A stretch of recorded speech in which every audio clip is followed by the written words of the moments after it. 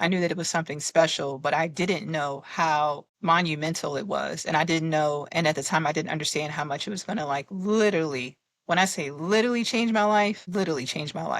And it touches upon everything, food, time, energy, just body, health. Like it's just like so many different things that like you get into and you start like thinking about that I didn't expect. And obviously back then I had no idea that I was going to be this way now.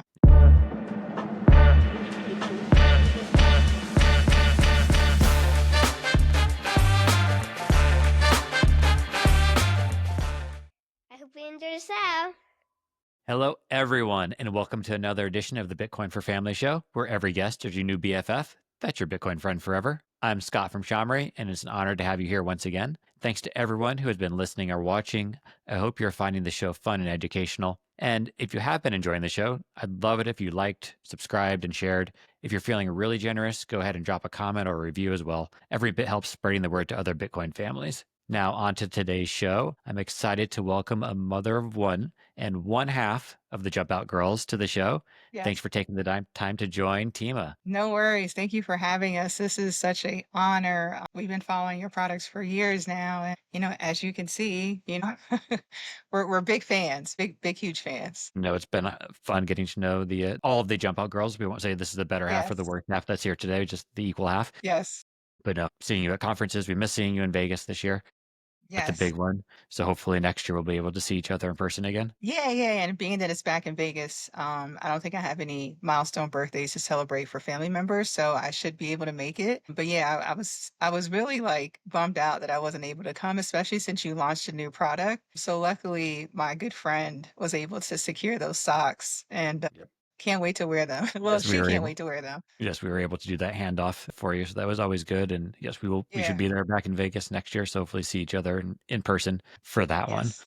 Yeah. Well, cool. Well, we will dive into your story and the Jump Out Girl story and all that stuff as we get into the questions. But before we do any of that, maybe just tell the audience a little bit about your family, how old you mentioned a daughter, Right. maybe how old she is, just from a high level, to give a just Okay, kind of set the yeah. stage. So my family consists of I have one bonus daughter. She's a 20-year-old, and then I have my husband and I. We actually have a daughter together, and she's 2.5. She's full of energy, very lively. I don't know how I'm gonna convince her that Bitcoin or Satoshi is not this person. So I'm working on that. But for right now, these books have been super helpful in our homeschooling education, and we can't wait to talk more about it. Perfect. Oh, it's a great setting the stage. Well, we will jump into some icebreakers before learning more about your family. And icebreaker number one, what's the most adventurous food you've ever tried? Oh, the most adventurous food. I would say grasshopper, fried grasshopper.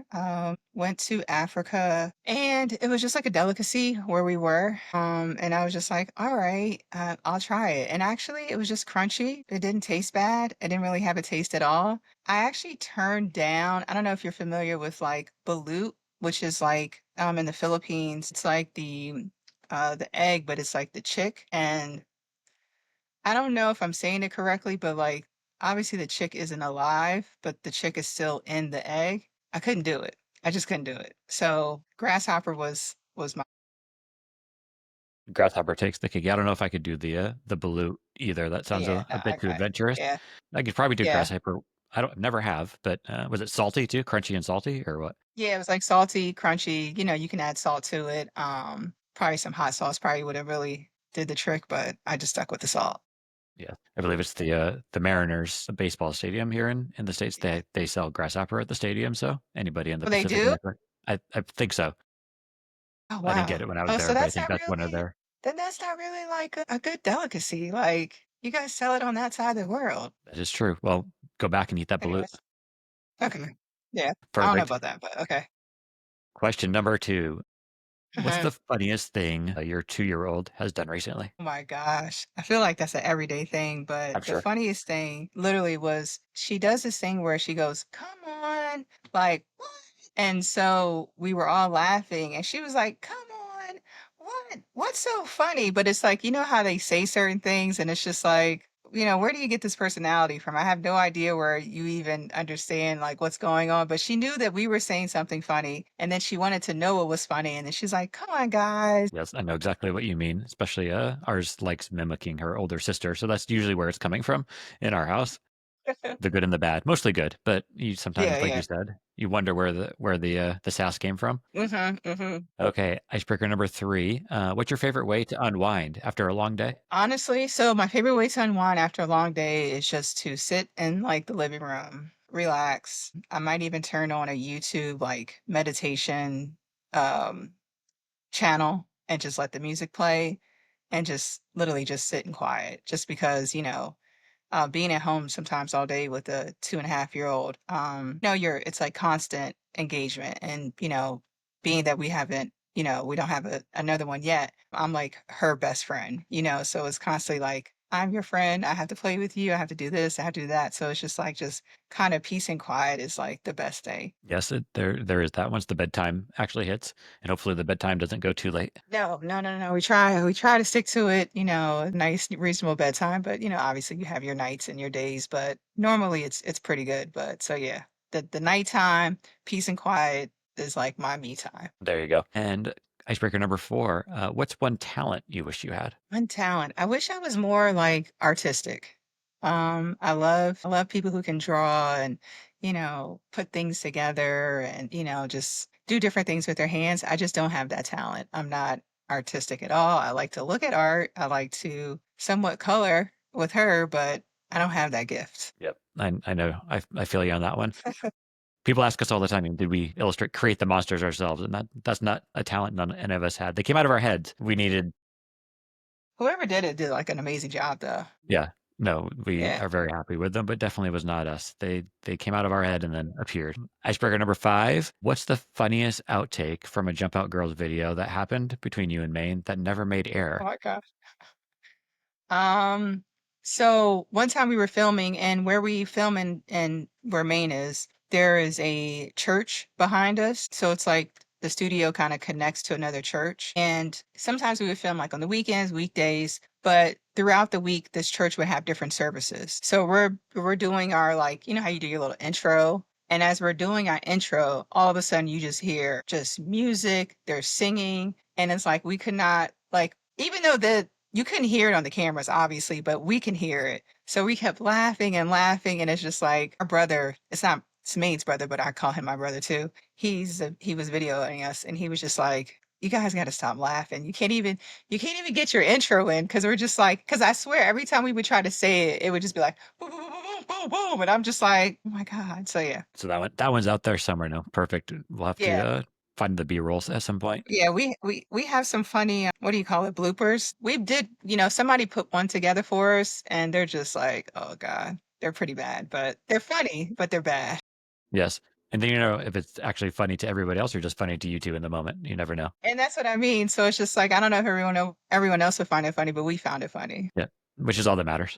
Yeah. Perfect. Well, thank you for playing along with those. And we will dive into kind of getting to know the family a little bit more now. And, let's rewind it a few years. You mentioned your daughter's 2.5. So I guess 2.5 plus years ago. And take us back to what was it like finding out that you were going to be a mom for the first time? Do you remember that initial moment? Yes. Yeah. So I have an interesting story just because, like, when Maine and I first started the platform, I was the one who was, I was single and I didn't have a daughter yet, so it's just like I was just living my best life. And when finally, when I got married and then we were trying to have a child, obviously, you go through different challenges, different ups and downs. And literally, we got back from the Bitcoin conference in Miami, which, as you know, it's kinda like, it's a party really, like it's fun, it was a bull run, so it was a lot of energy, it was just a lot going on, we literally had the time of our lives, and it was our first conference, and so that was in April, and when we got back, I was hanging out with Maine,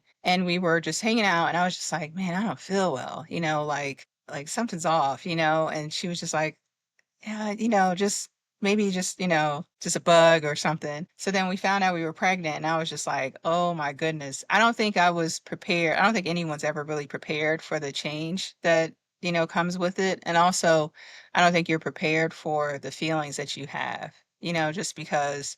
they always say you don't really love someone until have your own child and you understand what that means. And that, I mean, I think that's 1000% true. Just because you just figure out and you find and you feel different ways of love, right? So you're figuring out how to love this person. You're finding different ways that you can love this person. And then you're feeling a different feeling of love. Like, love is different now. So it just completely changed everything, but in all good ways. You know what I mean? Like, because before, when we would, when I was pre mom status, I would play your games with Maine's children. So it's like we would play, the board games, and it was just like, oh, this is neat. I can't wait to do this. But I wasn't really thinking about it like, oh, one day I will. It was just like, oh, this is fun to do right now. But then now that I'm in it, I'm just like, oh, wow, this is what it feels like. Yep. No, it's definitely very different when they're your own Yeah. and bring it back there. And something else that makes your family unique is that you're living in a multi-generational household. Can Yes. you kind of share where that idea came from with the audience? Yeah. So when my husband and I first met, we have an interesting story in how we met. So we both were working overseas and we were working in Afghanistan. And it was just like we met via social media, like this app called Bumble. And it was just like, we met, it was crazy. I was very uncomfortable with being on a dating app. Never knew what that meant. That was more like my younger brother and my cousins, but a friend of mine told me to go on the app. So I met him and we were just talking about a lot of the advantages that we felt growing up because while he didn't grow up in a multi-generational house, he grew up with he and his parents someone was always living with them, like whether it was a relative, a cousin, an aunt. And then for me, with me and my parents, it was the same. Like my aunts and uncles lived with us. So we were used to relatives being in the house and we knew how helpful it was in our upbringing. And we just knew that that was something that we wanted to implement. So when we decided to leave Afghanistan and come back home, I was just like, once we start a family, my mom is basically not going to be working anymore pretty soon. We can just all live together and she can help out and, things. And it's not like, I don't want to make it seem like she's always doing something for us, but it's just like things like right now, like, okay, where I can do this video and she can maintain, and kind of like, we can segue that responsibility a little bit. And then also too, is just like times where, I'm kind of burnt out maybe throughout the day. I could take like a 10-minute break and she can go read to her or play with her. And that it's just really helpful. And I think it's nice just because families grew up like this before. I think it's more of a Eastern concept versus a Western concept now. But back, as you say, back in the day, a lot of people lived with their grandmother and their aunts and even if you didn't live with them, they lived close. They lived next door. They lived on the same street. So there's so many advantages, but I think the best advantage is just the time that my mom gets to spend with her and just the time that, she gets to know her versus like sometimes, only over the summers or, if you live far away, you have to like kind of bridge that communication. So it's really nice. Nice, win-win for everybody involved, and Yeah. it's nice that you and your husband kinda had the same independent thinking coming into it, where it wasn't you or him coming in and saying, "Hey, I think this would be a good idea for for our future," but being able to have that connection, I'm sure made it easier to transition into everything. Yeah, yeah, yeah. Because it wasn't like I'm trying to convince him like this is a good idea. He was already like this is a great idea. You know what I mean? And I think also too, just our upbringing, being that we were already used to that, it wasn't like a hard concept to understand. And you just it just really helps out everybody. Yep, very nice. And Yeah. now you did mention, an interesting story for you guys meeting. Was it just that it was Bumble, or is there more to that story that we need to dive into? It was just interesting just because like we're in Afghanistan, I'm on the Bumble app and I just happened to just like swipe and then I found him and like I don't know if people are they're familiar with the Bumble app, but the woman is in charge of who you get to speak to. So I like hit his name and then when I pressed it, it showed that he was interested in me as well. So like it did like this like fireworks like on the app, it like went fireworks and I was just like, all right, so we started talking and then we decided, we were going to meet in Paris. So it was like we went to Paris. We had been speaking for like almost like 4 months without seeing each other because where we were in Afghanistan, we couldn't go to each other. It was not possible for me to leave where I was and for him to leave where he was. Yeah, so we were just like, let's meet in Paris. We went to a concert and the rest is history. But Very at nice. first, it was kind of awkward telling people like, "Oh, I met him on a dating app." But what's interesting, the part that's interesting about this story is that two of my other really good best friends also met their now husbands and partner in Afghanistan at the same location. And we're all married now, and we've all been married now for years. And it's just like it's not that taboo as it used to be. There was something in the water for the Bumble app with in that area. Maybe, and that water was pretty dirty. So, Hey, who knows what it was? Well, I can raise my hand as well. Mallory and I did also. We didn't meet on Bumble. We met on eHarmony. oh really? And yeah, so Oh we wow, and that was okay. back in 2013. So going way So back. it's like, yeah, Yeah, it was before it was even so common, with all the other stuff. So yeah, and we yeah, know the feeling. Can't say we were in yeah, Afghanistan when it happened. We were both in the same city. Did your right. friends and family think you were taking a risk going to meet him for the first time in Paris? Or, Yeah, yeah, they were just like, "What? You're going to meet him?" But then when they were like, "This is Fatima," she, like I'm in Afghanistan working, so they're already like, there's not much they can say to me. And it wasn't like I was in the military; I was just working as a contractor. So it was already like they knew that I was a risk taker. They already knew that I kind of like, did things a little differently. I went against the grain.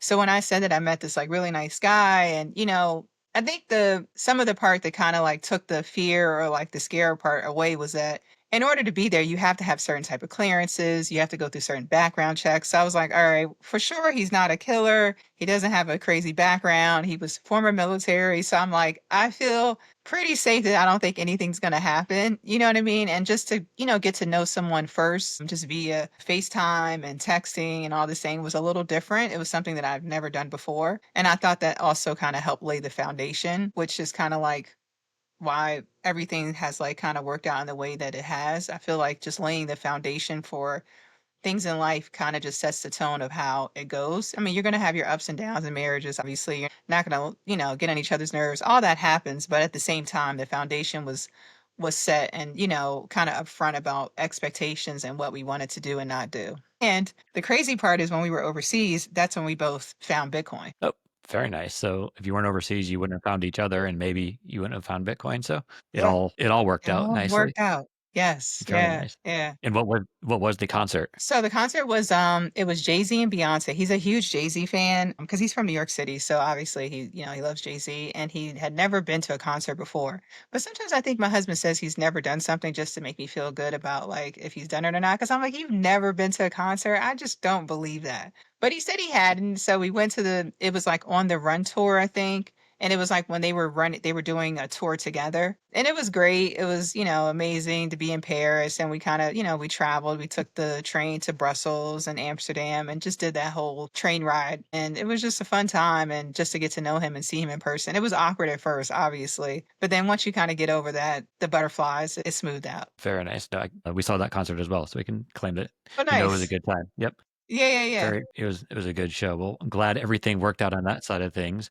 Bringing it back stateside, have there been any unexpected ways that living with your mom into the household and kind of multi-generation has had bonding experiences that you didn't expect? Yeah, so like my husband is kind of like the opposite of me. He's more of an introvert, I'm more of an extrovert.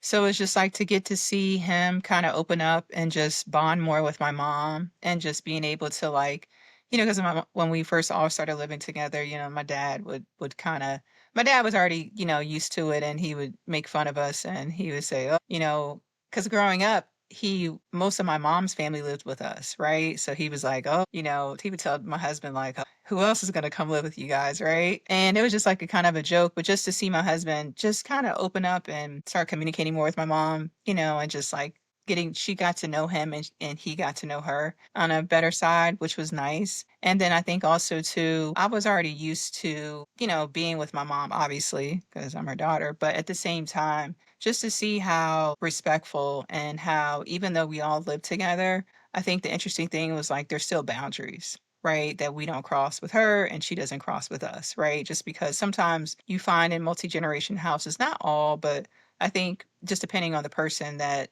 you take advantage of that babysitter, if you want to say, that's in the house. And that's one thing I try not to do, like really hard, and if it's something last minute that comes up, obviously like, hey, can you just watch her for an hour? But it's just like, I'm not like, hey, every day, or we're not like saying every day, can you do this for us? Can you do that? Just because she still wants her time. You know what I mean? So we just try to we respect each other's time and we respect each other's boundaries. And that was interesting to see just because I know that could be a little challenging sometimes just because, the mom daughter relationship is usually it's like this, and then here comes his husband, and it's like, no, no, no, you know what I mean? And that's what we didn't have, and I didn't want that either. That's good to hear. And if there's, if there are other families thinking about doing the same thing, do you have any tips for making that kind of a smooth transition that you'd like to share? Yeah, I do. I would say to make sure you set those boundaries up front. Just be upfront about what you don't want and what you don't like and what you don't want to do and what you don't want this other person to do. And just be upfront about the communication. My mom lets us know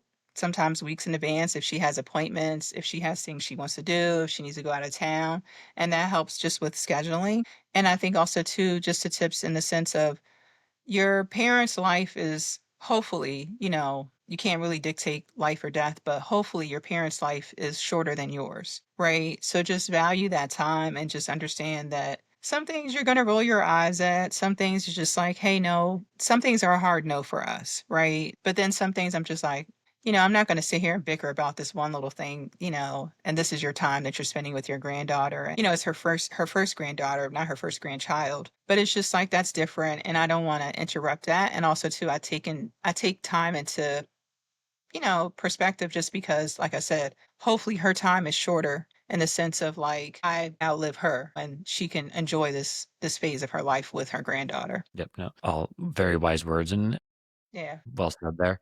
And another unique thing that about your family is that you guys have, chosen not to celebrate holidays. And instead, you focus on kind of the experiences versus the gifts, which is an awesome way Yeah. to look at everything. Where did that idea Yeah. come from? So I think like while we were overseas, I just really got different concepts of capitalism. And then obviously when you start going down Bitcoin rabbit holes, you just really just realize a lot of things that are kind of infiltrated in the society that are ways to make you spend money. And it's just like if you think about it, every month you kind of they made it so that every month you spend money on something, right? There's not a month I can't think of that you can't celebrate something. So we decided, when we were overseas that like I'd rather have experiences versus, spending a absorbent amount of money on just items, right? Now, don't get me wrong, my mom still likes lights and she does this tree and we do all that for her, but we don't buy any gifts. Like I don't buy any gifts for her. I don't buy any gifts for my husband. My husband doesn't buy any gifts for me, but I let my mom and my family and my parents still do that themselves. Like I don't take that away. And I think that's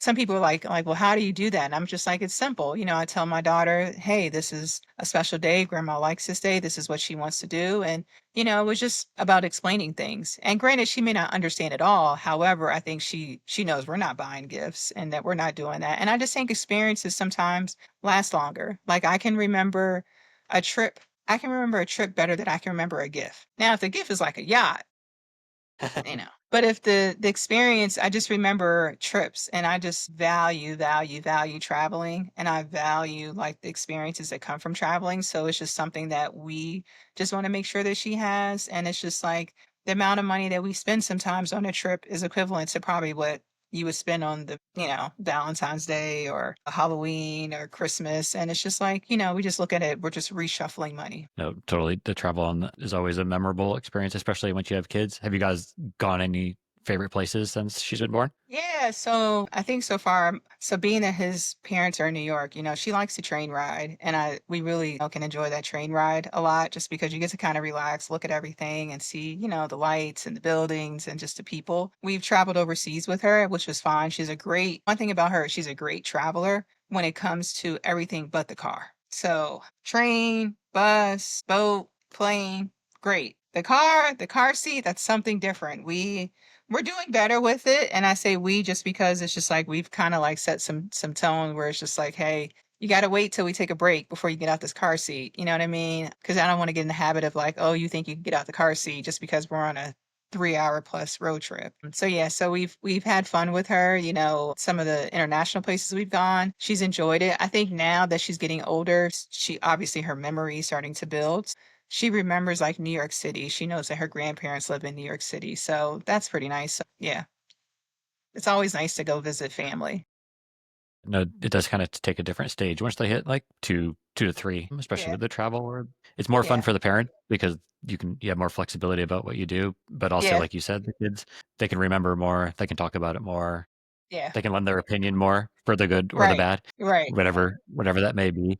They start dropping the nap potentially, so then it makes it easier to have a flexible day Yes. and go out and Yes. explore. So Yeah. definitely get where See. you're coming from there. Earlier, you mentioned that you've always been a risk taker. That's kind of Mhm. what brought you to Afghanistan. Do you think Mhm. you still consider yourself a risk taker, or do you think something that's changed now that you're a mom? No, it's funny that you say this because I was just speaking to a mom friend of mine, and it's just like I still consider my a risk taker, but there's certain things I won't do again. Right. So like me and my husband and I, we went to Victoria Falls and we jumped off the Victoria Falls Bridge. And I probably wouldn't do that again right now. You know, I would say one of us has to do it because if the rope breaks, then, she needs a parent still living. You know what I mean? Like, so it's like things like that. I think that I still take risks is, I also find that when I am taking certain risks or I'm doing things that with her that were easy to me to do with my other friends' children or my family members that are, younger, um, I'm still in my head. I'm not showing fear to her, but inside I'm probably like sweating bullets, right? And I think that's something that just happens to moms. And, I think that, after you have a baby, I think it takes years for all of your electrons and hormones and everything just to kind of like flush out and get back to what they used to be. So I still attribute some of that to that. But there's never a time where I'm just like, no, I don't want her to do that. Like we went to an amusement park 2 weeks ago and I assumed that she wouldn't be as willing to go on like the rides, but she went on every ride, every single ride. And I was just like, cool, this is great. And I just assumed that she wouldn't just because I don't know why I assumed that. I don't know because like times where we went to, I think it was over Christmas last year, we did like, how they have like the different light shows and they'll do like an exhibit of lights. So we did that with some family members and they had like a carnival set up and she wasn't interested at all. But that was also 6 months ago. So it was just like time, has changed. And then when she sees other kids doing it, I think she also is more interested. So it was just like, all right, that's cool. But I still consider myself a risk taker, but I won't do some of the super adventurous stuff that I did pre her. Like, I don't think I'm jumping out of a plane again. And I don't think I want to do it with her either. She can do it, but I don't want to do it. I hear you. You're probably not moving to Afghanistan together, I would assume. I think we're good. I wouldn't mind living overseas with her. I have no problem with that, but I think I'm good with the war zones, especially now that we know how these wars are funded and started. I'm like, I don't want to support any of that. Even though, the fiat money is fantastic. It's just when you think about what that really means and what it means to the people where you're at and how it affects them and how it affects you is just mentally that's just not something that I think that I want to put on myself just because I think that's where a lot of times you hear about military and sometimes contractors going through PTSD is because you realize, oh my God, you were here for in your mind you were there for the right reason, right? So it's not that you did something ill intentioned, but then once you learn it, you can't it's like once you know now what it is, you don't want to go back to that, right? I don't want to say, oh yeah, let me go back to a war zone where, we've collapsed this country purposely, and come in here and just make some money. You know what I mean? No, makes Yeah. sense. Do you think that having that kind of risk taker mentality has kind of pushed you towards being open to learning about Bitcoin? Yes. Yeah. Because literally what happened when so I was on the embassy and I literally was just walking on the embassy, and I kept hearing some of so they have guards, and then they have military. So the guards of the embassy were just contractors, but they're all like former police officers, former military. And they just kept talking about Bitcoin. They were just like, yeah, I just made so much money. And it's a bull run when they're talking about it. So this guy was like, yeah, I paid my house off. I've done this, I've done that. And I was just like, what are you talking about? Like, it was such a foreign concept to me. I didn't know anything about it. I hadn't heard about it before. I didn't know anything about blockchain, public ledger. Like, I felt like at the time that it sounded like rocket science. Like I was like, I don't understand this. This doesn't make sense. So one of the guards, he actually did like, and I still have the recording of this. And one day I will air it where he basically explained what Bitcoin was. And he explained in his way, and at the time, what it meant and how to get involved and, things you should and shouldn't do. And I was just like, all right, this sounds great. let's do it. So I told my husband, and interesting, I was talking to Maine. I was like, yeah, have you heard of something called Bitcoin? And she was like, yes. And she tells me her story. And her story was very similar. Like one of her workers happened to be telling her about, making money with crypto and something called Bitcoin. And she was like, all right, let me just buy it. So we both, what's so funny about us is like we both bought it not knowing, and I don't advise this now. So this is definitely not financial advice. And this is not how I tell people to do it. But this is just what we did because we're a jump out. So it's just like we both bought it without doing any research, but we both understood that it was something that we needed to be a part of. So then what happened? Her brother, comes in and he's just like, and at the same time, he bought it as well. So we all bought it around the same time frame. And he's just like, all right, go read this book, go pull up this white paper, and then come back and explain it to me. And we were just like, what?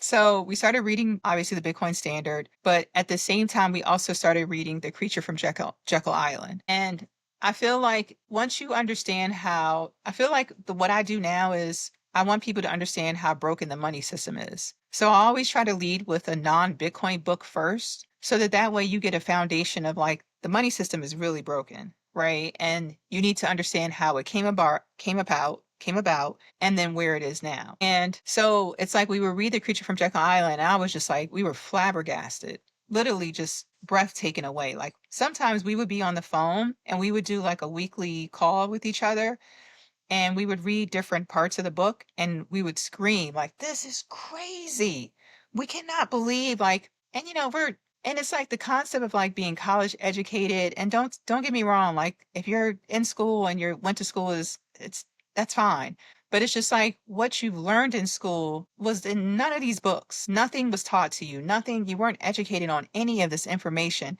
And it's just like I thought, and I was in finance, and I thought that like I knew money. I mean, like a baby humbles you. No, Bitcoin humbles you. Like, and I know some moms may get mad at me, but it's just like it's like most things that you thought you knew is just like, no, obviously it's like the opposite. So yeah, so being the risk taker, to answer your question, being the risk taker definitely helped me jump into Bitcoin, just because I knew that it was something important. I knew that it was something special, but I didn't know how monumental it was. And I didn't know, and at the time I didn't understand how much it was going to like literally, when I say literally change my life, literally change my life. And it touches upon everything: food, time, energy, just body, health. Like it's just like so many different things that like you get into and you start like thinking about, that I didn't expect. And obviously back then I had no idea that I was going to be this way now. Yep.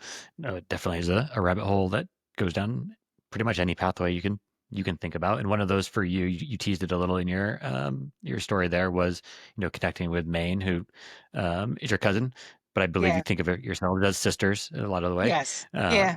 And so for the audience, that's who she's referencing, and that's the other Yeah. half of Jump Out Girls. So maybe Yes. you Yes. teased about how you guys got into Bitcoin, but how did you guys decide to start Jump Out Girls? During 2020, obviously the world was shut down, and our family, so we have a lot of first cousins. So it's a pretty large family here that we grew up with. And obviously the cousins, you're sometimes your cousins grow up more like your siblings. So we decided as a family that we were going to take this opportunity of things being shut down to just learn and grow. So that's where we did. And it's just like we decided to start having like weekly conversations about money. And this is like, so Bitcoin's still around, but we haven't like deep dived into it, but it's still there. So we just started understanding more about like credit and, life insurance. And we just started going down these different rabbit holes of information that, again, we had never heard of. Information that was out there, but I think information that's not really spoken about in certain groups. I think certain concepts we didn't understand. So one day, Charmaine's husband was just like, you guys, because Maine and I, whenever we get together, we have these like wild, crazy experiences. So it's just like we always have like, oh my God, I wish a camera was following us, because no one will believe some of the situations we've been in. And her husband literally, and I'm not lying, her husband literally he said that. And then the next day, because I spent a lot of time with Maine, obviously pre having my daughter with in her place. And we go to their, because at the time they had a studio, and we go into the studio just to hang out. And there's two chairs set up with mics. And he was like, you guys are going to record. what? Record what? And he was like, everything that you've been talking about, everything that you guys have learned. You're going to talk about your journey, your story. And he kind of just like, here you go. And being that Maine's brother is in cinematography, it was pretty simple for him to get us set up and, put everything together. And then one day we just decided to record ourselves. And I remember it because we recorded for 2 hours. And when we got up, Maine and I, you couldn't see it on the camera, but we were drenched because we were so nervous. It was our first time recording. Like, I know that the generation now, they're used to it. They record everything. They don't care. They FaceTime each other. They don't even call each other. They FaceTime. I mean, I don't even like people to FaceTime me unless like you say, "Hey, I'm about to FaceTime you." So it was just a new comfort, a new situation that we had to get comfortable with. And like Man and I have this saying where, sometimes people get too complacent, but you should be comfortable, get comfortable being uncomfortable, right? So it's like it's good to be uncomfortable. It's good to like test that. It's good to change up the routine. It's good to, try something different because if you get used to doing something the same way every time, when it's time to take a risk or when it's time to do something different, you're less, you're hesitant because you're not used to it. So yeah, so next thing we know, we're recording and we're talking about all these different concepts and learning about money. And then at the same time, Bitcoin's taking off. So it's just like, oh, okay. And now we focus mostly on Bitcoin, but like our content before was, we were talking about credit, we were talking about whole life policies, we were talking about education funds. And I still think if that's something that people want to do, I'm not against it. Personally, now that I know what I know about Bitcoin, it's not something that I'm interested in anymore, but I don't think that the information isn't still valuable. If you still want to buy a house and you don't want to use your Bitcoin, it's for that collateralized loan and you want to use your credit, you still need to have good credit. So it's not like the information isn't still useful. It's just that information we just don't talk about anymore. Yep. You Yeah. moved past it. That's awesome. That kind of Genesis story for you guys to come to. I had never heard that part of the story, so Yeah. great hearing that come together. Have you guys gotten any feedback from people that have heard and learned from what you guys have put out there that kind of hit you the hardest when you think about it? I'm sure it's nice Yeah. also having a female voice. That obviously this side of things is so Right. male dominated, Yes. but Yes. allowing you to have a female voice probably plays into it as well. Yeah, it does. And I think when we were first like getting into Bitcoin and like kind of really going down these rabbit holes, we didn't see a lot of women that looked like us. So I think there's a lot of Bitcoin Africa female leaders. They have a lot of female leaders that are doing like amazing things in Africa, especially Nigeria and Kenya and these various countries. But it was just like here in the States, we didn't see like a Maine and Fatima. Like you have Charlene, who's, similar age, but she focuses on Africa, right? So it's like the different women that we saw that were more like us weren't really focusing on the things that we were talking about. So what we found is that and Maine has a very interesting story, and hopefully we can come back on your show and she can join us. And it's just like people just kind of relate to us more just because we do try to keep it as real as possible. We don't try to sugarcoat things. We let people know like, hey, we've made mistakes. We've done the traditional thing, we've done the untraditional thing, and this is just kind of what works for us. And it was just nice to hear from other people. And it's usually people that you don't know, right? That are just like, oh, wow, thank you for sharing this or thank you for this information. A woman posted on our page the other day, like, and you always get the same question, which is fine. Is it too late? And I'm like, no, like never like this. Ask me if it's too late in 20 years, right?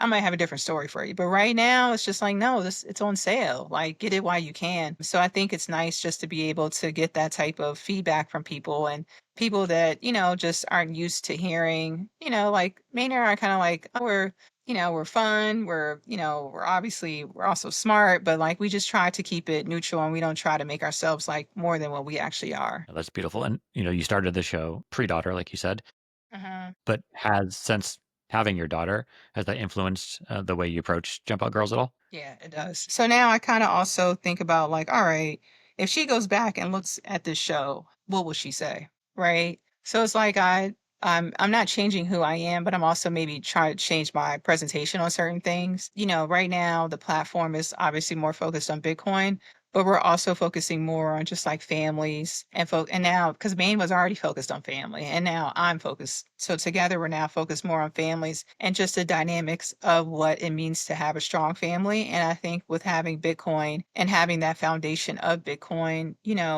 we're more focused on the family dynamic and how to basically teach your children about Bitcoin, because I feel like you have to have that foundation. And I feel like without the foundation of what it means to be a Bitcoiner, say all day, oh, buy Bitcoin. But if you don't really hone in on like true principles and, like you said, different, concepts, your child can grow up and sell all your Bitcoin. They wouldn't know what to do with it. So it's like right now we're just kind of focusing on, all right, what's the foundation that I'm laying for my daughter? She's already laid foundations for her boys. And then it's just like understanding what the plan is, right? So like kind of laying out the family plan. So a lot of times, and we've spoken about trust and different things like that. So it's kind of like having your family laws, right? This is what we're going to do. This is what you shouldn't do. And this is who you can consult in the event of if this person isn't here to help you with this, right? Because I think that while we'll see, and we're already seeing the benefits of Bitcoin, I think that our children, including yours, will really see the true benefit of Bitcoin. And hopefully, we're still around to see that. I think we will be. But I think that a lot of times you hear about like different families who've had like generational wealth, and all it takes is one generation to lose it. That's it. So it's like if they don't know what to do with it, then what have you done? Yep. No, definitely on that side of things. And like you said, it is still on sale. It is still early. And I think for sure our kids will be able to benefit it from it in Yes. so many different ways, as long Yeah. as, they're educated and Hmm. they understand it. And there's so Yeah. many different facets to that. And kind of thinking of education, your daughter, she's only 2.5 now, but you're doing Right. so much to teach her Right. already. How do you kind of think of, you mentioned homeschooling versus public school, kind of give the thought process there? Yeah, so I think that now, and honestly, it depends on where you live, right? It depends on how much you're able to integrate and talk to them at home, depending on work schedules, parents, who's in the house. It's not that I'm against public education, right? Maine and she went to public school, I went to private school, but we ended up at the same place in life. So it doesn't I don't think that matters. I don't think it matters what college you go to. Obviously, the people who you meet and the people who you meet in these different experiences, what matters and kind of what shapes you. So for me, and my husband, we just really decided that we couldn't, there's no better teacher than you yourself, right? And we just decided before we even had her that this was something that we wanted to do. We've met some incredible Bitcoiners that are homeschoolers, and it's just the benefit of watching them and seeing and understanding their experiences. And what's interesting is some of the Bitcoiners we've met that are homeschoolers, they've homeschooled from birth until, I guess you say, end of high school. So we can see that transition, and they've told us like what happened and the goods and the ups and the downs. And I think that the advantage that we wanted to make sure is that we had is just being able to think outside of what you're being told. And while Maine and I and our cousins, we all are kind of basically outside thinkers, you never know what type of thinker your child is going to be. They have their own personality, but we just want to make sure we lay the foundation that it's good to object. It's good to think outside the box. And when you're a Bitcoiner, you're kind of outside that box, especially now. Like when we've traveled, we went to the Midwest, and my husband and I were looking around. I was like, none of these people probably heard about Bitcoin. And not to say none of them, but it's just like, it's not a concept that is just like, that's so much in retail, that's so much out there. It's, yes, you hear about it in different shows and movies and, TV, you hear it on TV now, but it's not like constant, right? And it's not something that people are consistently talking about. And sometimes you get in your little Bitcoin bubble and you think everybody knows about it, but that's just not it's not the case. So I just want her to be able to be a thinker and just be able to objectively and, learn things that we feel like will be most helpful to her in her life. And honestly, when we first had her, I knew that I wanted to read to her consistently. And I knew that that was something that I felt like when I've watched other, my friends or my cousins or family members' children, I could see the difference between those who read a lot and those who didn't. And when I tell you, like, we have two books, but like, I didn't understand how just reading like consistently throughout the day, like how much it helps them and then how much they recognize and really how much they're listening, right? She may not understand what Bitcoin is, but she recognizes it. Granted, yes, she thinks Satoshi is, the character on your shirt. However, she knows Bitcoin. She knows that it's peer to peer. Again, she doesn't understand what peer to peer means at 2.5, but I feel like just having that foundation of just understanding that you understand this word, you understand that this is something important, you understand that I talk about it a lot, is just monumental to me. And I don't know how we would have been able to do it without, honestly, your products. That's too kind of you to say. I'm sure there would have been Yeah. some way, but we're thrilled to be a part of it for for yourself or any other families out there. That's Yeah. selfishly, that's why we started creating the products for ourselves. Having Charlotte at the time, preborn, and then as she's grown up, just really they're our test base at home. So Yeah. if our Yeah. kids think they're fun, then okay, we'll hope that other families do. But hearing stories like that, or are you saying you every night you end the day with Yeah. Goodnight Bitcoin, or if you give a Yes. monster Bitcoin, you Yep. know, there's no better praise that we can have, and we've done our job. Yeah. If everything stopped today, if this was the last interview ever that ever happened, but it means a lot. And like you said, the reason we built the characters was for kids like your age, your daughter's age, Hmm. because Yep. they're going to gravitate towards things that are fun and engaging and bright and colorful. And if that's Yes. the first thing that they recognize to bring comfort around what can be a complex topic as they keep diving down it as they get old, then Hmm. that's step one. So Yeah. we love it all. And, for those families out there, something that you touched on was just the importance of reading. I think you guys kind of aim to read 5 books a day. And is that spread throughout the day? Is it always a nighttime thing? How do you guys kind of structure that? Yeah, so usually it's spread out throughout the day. So sometimes we hit more than five, but usually it's like an afternoon reading, which may be 2 to 3 books, and then a nighttime reading, which is another 2 to 3 books. But I think also too, what's been helpful is just she now asks for the books, right? So like obviously we'll throw some different books in there and different books that we find over time. But it's just like when she starts asking for it, and it's just like, oh no, get my Goodnight Bitcoin book. And I'm like, oh, okay. You know what I mean? I love it. You know what I mean? But I think also too, what's helpful is when my mom or somebody who hasn't heard of Bitcoin and they read that book, you're learning, right? Because like my cousin who's in Bitcoin, our other cousin who's in Bitcoin, she's newer to Bitcoin, and she's like, "Oh, I never knew about Genesis." She's like, "I didn't even know what that was," and I was just like, "Yeah," I was like, "It's in this book," you know what I mean? So it's just like the easy. Maine and I are all about easy, fun ways to explain stuff. We don't like to make it overcomplicated. So it's like if you can explain it to it easy, and especially if a 2.5-year-old can understand, and obviously not comprehend, but understand, then this 30-plus-year-old person or even 20-plus-year-old person will be able to understand it and learn at the same time. So yeah, reading is That's always fundamental. fun. It definitely is. I will warn you from, we're big into reading to our kids. Now, Charlotte's old enough to where she can start to read some on her own. We had like kind of the 5 book a day thing, but I will warn you, as those kids get older and the books get longer, you got to kind of Scale massage back. around how that exactly. It's like, she's into like the original Charlotte's Web. You're Mhm. definitely not reading five of those when it turns into 5 chapters a day or things like that as Yeah. they, but at the same time, the books in some ways get more enjoyable for the parents Hmm. because Hmm. they're different Yeah. contact types. So yeah, it's a fun experience. Have you gotten any pushback from family members around whether it's the Bitcoin side of things or Hmm. kind of just I'll call it alternative education with homeschool, Yeah. but any family members that kind of question your choices? Yeah. It's not so much they question it, but they ask leading questions that that they're concerned, right? So the biggest thing we get is especially with the homeschooling part, and it's just like she's 2.5. So when I say we're homeschooling, we are doing different learning and educational things throughout the day, but it's not like a mandatory, oh, we have to do this every day for this amount of time. You know what I mean? It's more so like I just try to make sure that we do at least one of these things throughout the day so that way I can say, okay, we focused on this. So the biggest thing we get is the social interaction.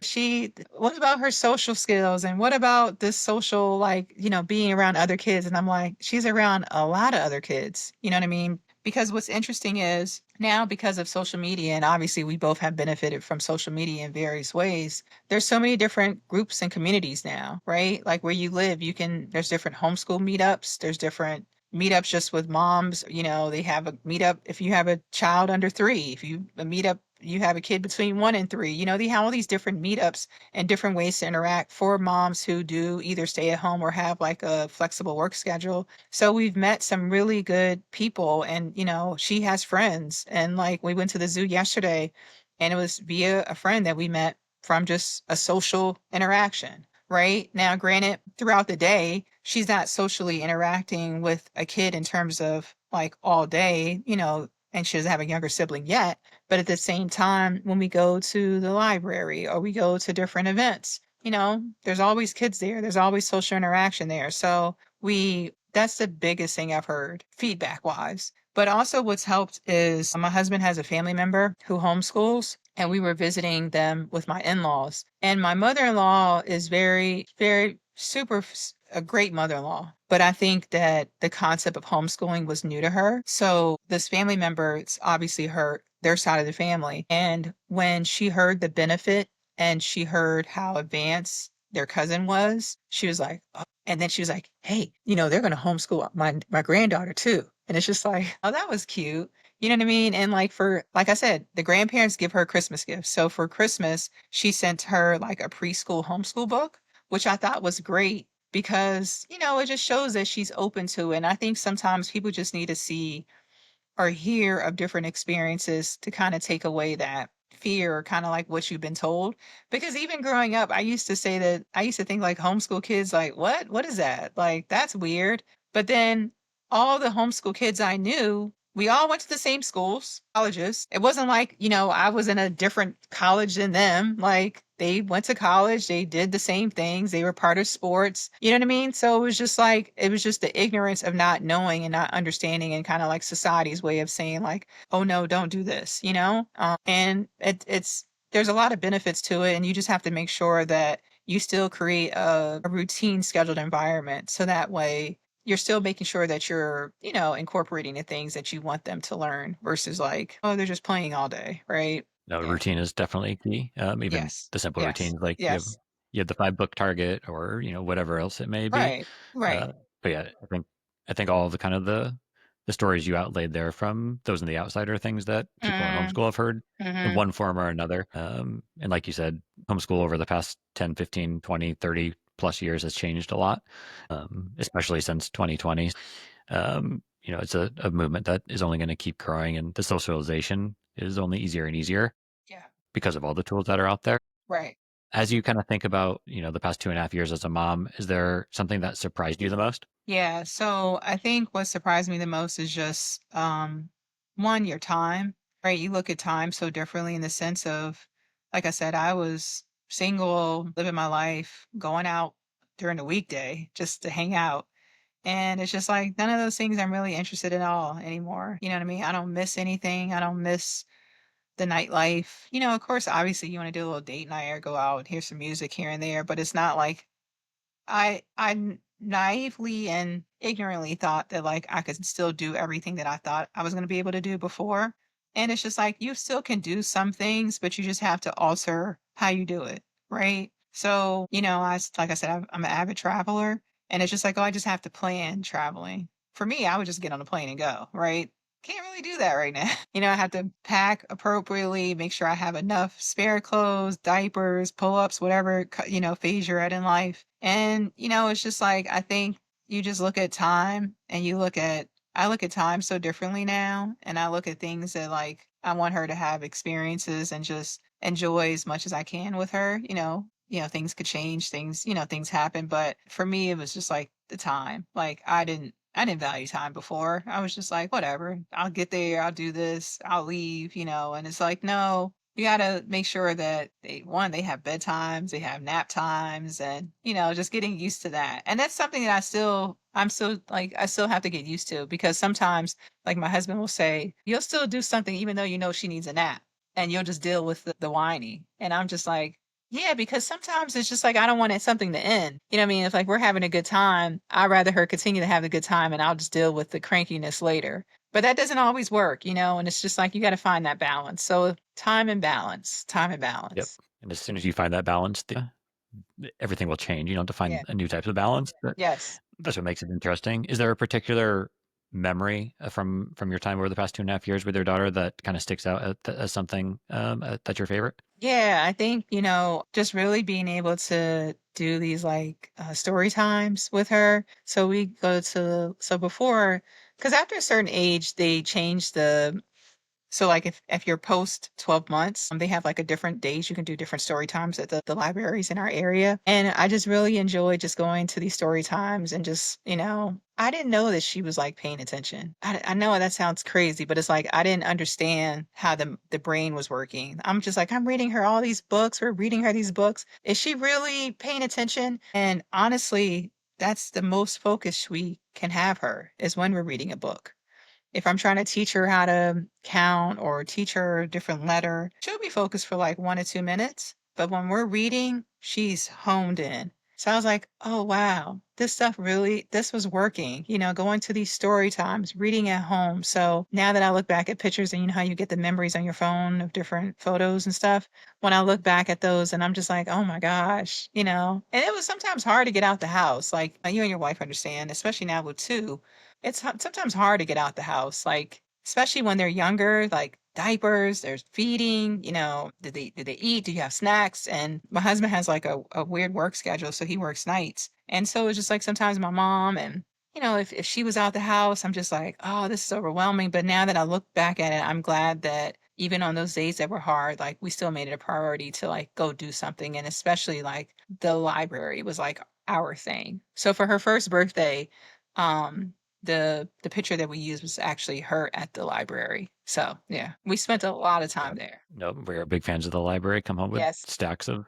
20, 30, 40 books at a time yes. to bring then recycle again a few weeks later. Yeah. Well, perfect. Well, before we move on to the final two questions, I just want to Mhm. remind the audience and everybody watching that they're welcome to use code BFF Show for 10% off anything they want at SHAmory.com. So go pick up our game, the books that you've heard mentioned, or you see in the background there, anything in between. Happy to send it your way. And let's wrap things up. We mentioned time in one of your past questions, so this will be perfect. A common saying in the Bitcoin space is Bitcoin is time. Another belief is that time is the scarcest asset the world has ever created. So playing off of all that, what's the biggest gift of time that learning about Bitcoin has provided your family? So what's the biggest concept? Say it again. The biggest gift of time that Bitcoin has provided your family. Oh my gosh. I think the biggest one is just to be able to take the time back.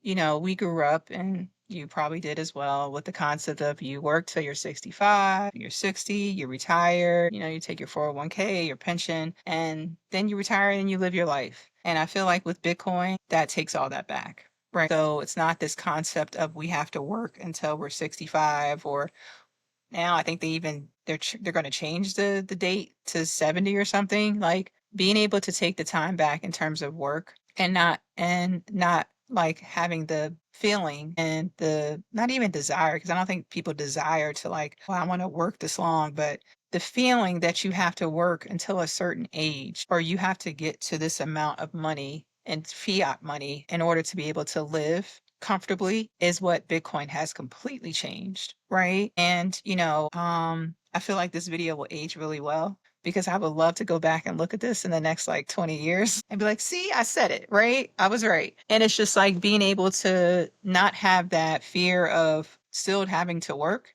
And that's another benefit of the multi-generational house, right? Like my mom isn't working, right? At the same time, if she wanted to do something part-time, she could, but it's not like the need for her have to, that she has to right now. And what you find a lot of is baby boomers that are still working, plus 65, plus 70, because their dollar isn't a dollar anymore. Their pensions and their 401ks aren't worth anything. Well, not worth anything. They're not worth what they thought they were going to be when they first got into them.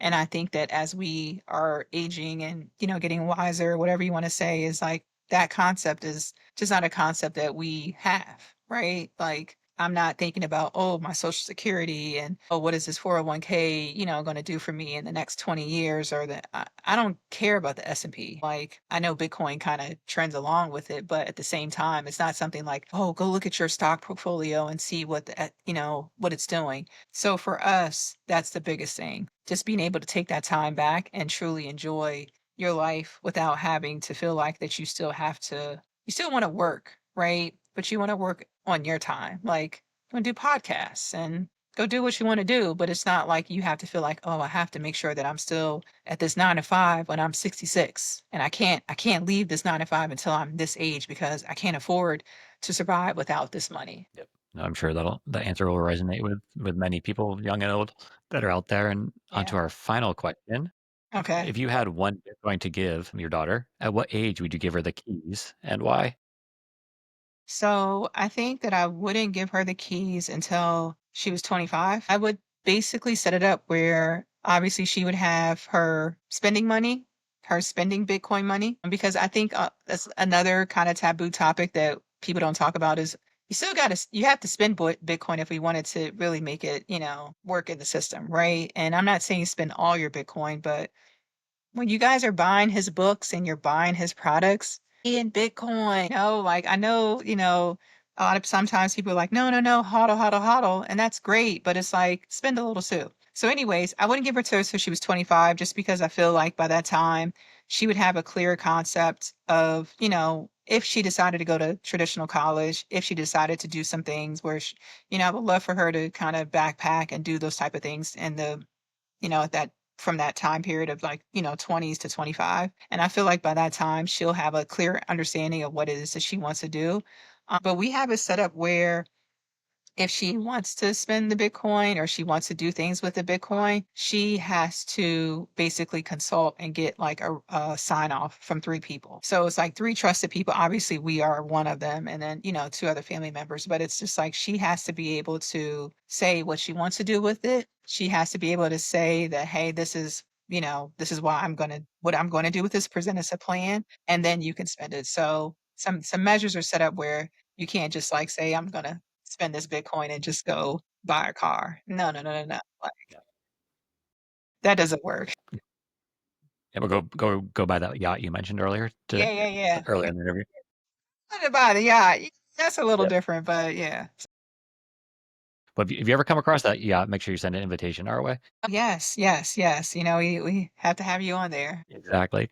Well, perfect. Awesome answer. Great interview. I'm sure everybody's going to enjoy. That's Yeah. a wrap. Thanks so much for being on the show, for supporting SHAmory for Yes, so many years and being able to yes. integrate it into your home. Thank I'll you. link to Jump Out Girls and everything. So people go out there, find the Jump Out Girls, follow them, like, subscribe, do all that fun stuff. You'll enjoy their content. Any other places you want to send people or final words? No, I think just final words, like buy Bitcoin, hack, hodl, spend a little. Just always question, what's the phrase, don't trust, verify. And just apply that to everything. Please go support, go buy the books, the socks, the shirts. We have hoodies. I mean, it's just so many, and the products are so cute. So yes, go do it. Think perfect way to end it. And we will definitely have to do a round two when Maine Yeah, can join the show yeah, and get her side of the story and yeah. dive into some other topics. Well, thank you everybody for listening this week or watching. Like I said, like, subscribe, share, and we will talk to you next week. Bye. Bye. Hi, thanks for joining. Don't forget to like, subscribe, and leave a good review. And buy your kids some stuff at SHAmory.com today. Bye. Bye. Bye. Bye. Bye.